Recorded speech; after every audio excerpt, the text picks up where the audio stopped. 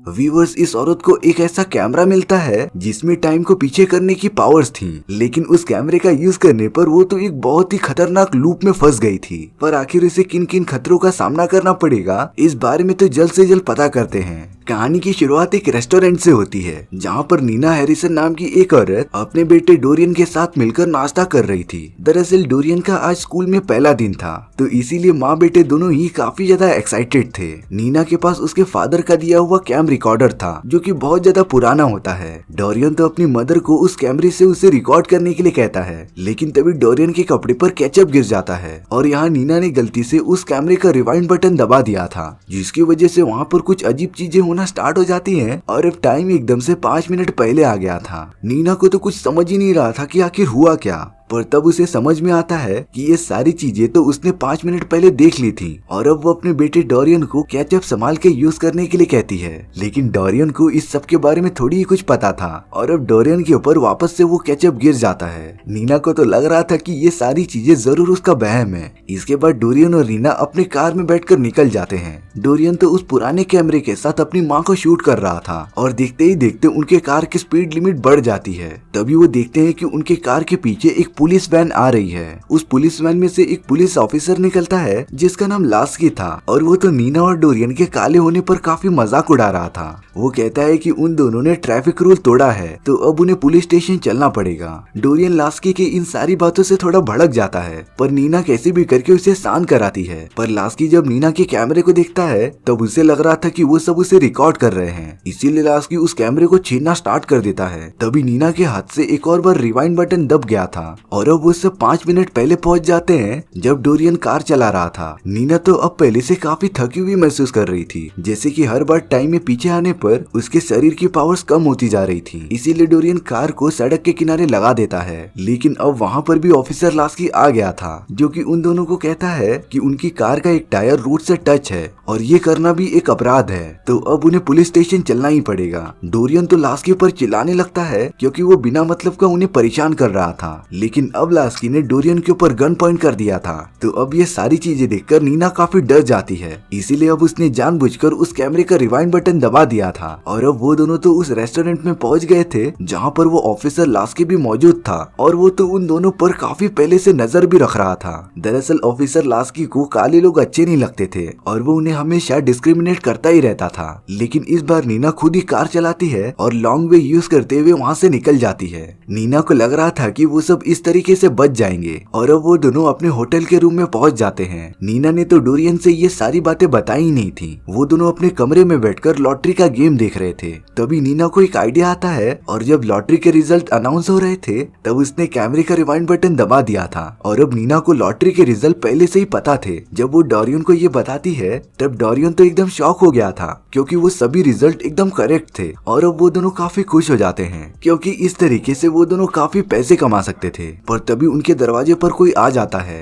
तब वहाँ पर ऑफिसर लास्की आ गया था और उसे नीना और डोरियन के काफी तेजी से चिल्लाने की कंप्लेन मिली थी। ऑफिसर लास्की तो उन दोनों से उनका आईडी कार्ड मांगने लगता है, लेकिन जब ऑफिसर लास्की नीना के हाथ में वो कैमरा देखता है तब वो उसे छीनने के लिए उनके तरफ बढ़ गया था। लास्की ने तो डोरियन को पकड़कर उसका सर कांच में मार दिया था और अब वो गन निकालकर उन दोनों को डराने लगता है। नीना ने अब डर के मारे उस कैमरे का रिवाइंड बटन वापस से दबा दिया था और अब वो दोनों उसी रेस्टोरेंट में आ जाते हैं, लेकिन इस बार नीना ऑफिसर से दूर भागने के बजाय उसके पास चली जाती है ताकि वो उसका भरोसा जीत सके। नीना ने तो ऑफिसर के लिए एक्स्ट्रा पुडिंग भी खरीद ली थी और वो तो ऑफिसर से काफी फ्रेंडली वे में बात भी करने लगती है। ऑफिसर लास्की भी इन सारी चीजों से काफी खुश हो जाता है, पर जब नीना और डोरियन अपनी कार की तरफ बढ़ जाते हैं तभी ऑफिसर लास्की वहाँ पर आकर उनसे कार के प्रूफ मांगने लगता है। पर नीना तो अब इन सारी चीजों से बहुत ज्यादा तंग आ चुकी थी। वो लास्की से कहती है कि वो किसी भी एरे गहरे को अपने कार के प्रूफ दिखा नहीं सकती। डोरियन तो अपनी माँ को कार के अंदर बैठने के लिए कहता है और जब वो कार में से अपना मोबाइल फोन लेके आने गया था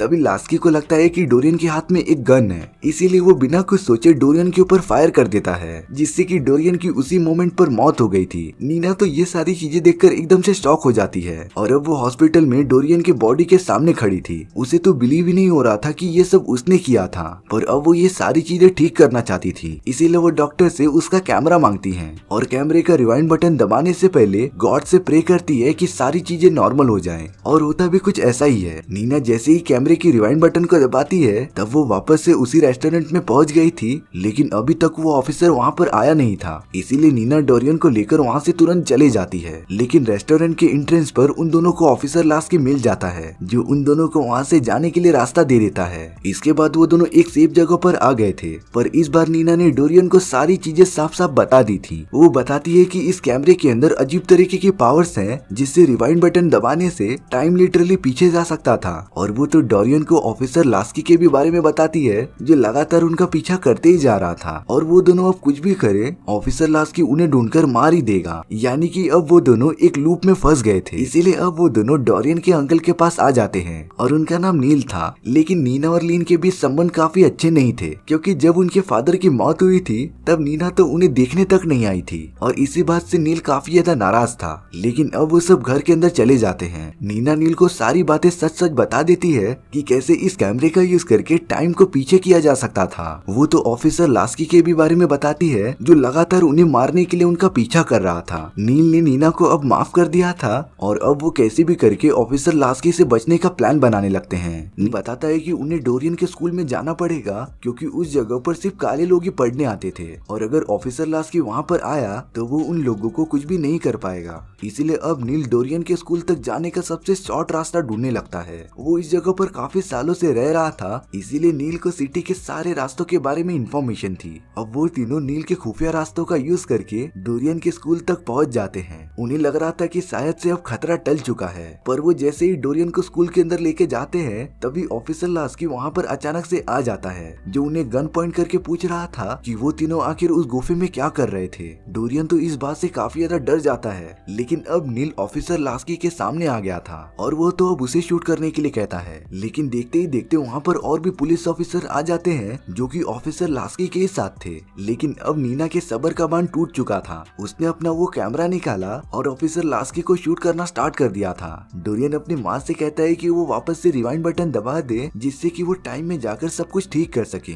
लेकिन नीना ने तो अब कैमरा का लॉक बटन दबा दिया था, जिससे कि अब वो सब चाह कर भी पीछे जा नहीं सकते थे। ऑफिसर लास्की तो उन्हें देखकर स्माइल भी करने लगा था, पर अब नीना एकदम गुस्से में बताती है कि कैसे ऑफिसर लास्की ने उनके कालेपन होने का मजाक उड़ाया था और वो उन्हें काफी टाइम से हरास भी कर रहा था। नीना की इस बहादुरीपन को देखकर वहाँ के सारे स्टूडेंट्स ने अपना मोबाइल फोन निकाल कर रिकॉर्ड करना स्टार्ट कर दिया था। ऑफिसर लास्की जब ये सारी चीजें देखता है तब वो जाकर अपनी गन नीचे कर लेता है और वो सारे ऑफिसर्स वहाँ से चले गए थे। यानी कि अब जाकर नीना ने वो लूप तोड़ दिया था, जिसमें कि ऑफिसर लास्की उनका अब कुछ भी बिगाड़ नहीं सकता था। और इसी के साथ हमारी ये स्टोरी यहीं पर खत्म हो जाती है। सो व्यूअर्स, आपको ये स्टोरी कैसी लगी प्लीज कमेंट सेक्शन में बता दो। और अगर आपको मेरा एक्सप्लेनेशन 1% भी अच्छा लगा होगा ना, तो वीडियो को लाइक एंड चैनल को सब्सक्राइब जरूर कर देना, क्योंकि सच में इससे मुझे काफी ज्यादा मोटिवेशन मिलता है आपके लिए इसी तरीके के मजेदार स्टोरीज ढूंढ कर लाने के लिए। तो मिलते हैं नेक्स्ट वीडियो में। Bye bye.